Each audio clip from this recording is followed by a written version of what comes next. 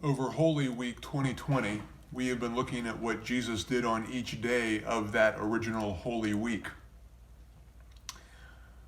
On Saturday, Jesus was buried in a tomb.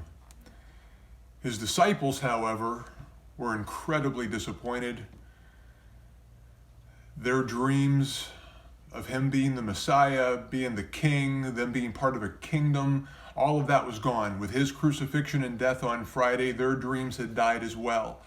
They were not only disappointed on Saturday, they were discouraged, and I'm guessing they were in depression right now. If ever the disciples were going through a time of depression and great discouragement, this was the time. You know, you and I have gone through difficult times in our lives as well. Oftentimes when we're disappointed, it's a momentary thing. We feel disappointed, but then we move on. Sometimes that disappointment hits us in just the right spot, however, and that disappointment lingers into discouragement. And as discouragement holds on for a little bit of time, we fall into depression. And when we're down like that, it is really hard to live life. I want to share a verse with you that has meant a lot to me in my life, and that's Romans 8:28. In Romans 8:28, we read that God works all things for the good of those who love him. God works all things for the good of those who love him.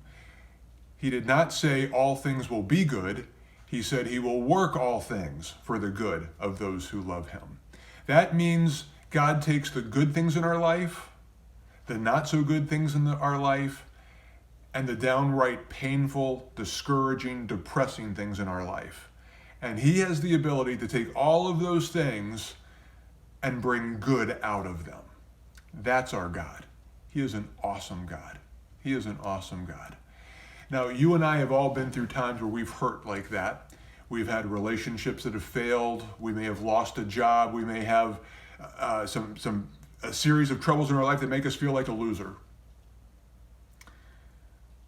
But God said, I'm going to take all of those things and I'm going to work them for the good of those who love me. If you love God, that is his promise to you. He's going to take even the bad and the hurtful things in your life and he's going to bring good out of it. We can count on that. We can count on that. I listen to a rockabilly group called the Altarbillies, and they have a song that says, you can't look up when you're looking down. That's a simple phrase, but that's a lot of truth, isn't it? When we're feeling depressed and discouraged, our emotions drag us down, we look down, we get discouraged. And while we're looking down, we can't look up, and that's where we have to look when we're going through difficult times. We have to look up. That's where our help is. That's where our salvation is. So when you're going through a difficult time, and they will come, you might be in one right now.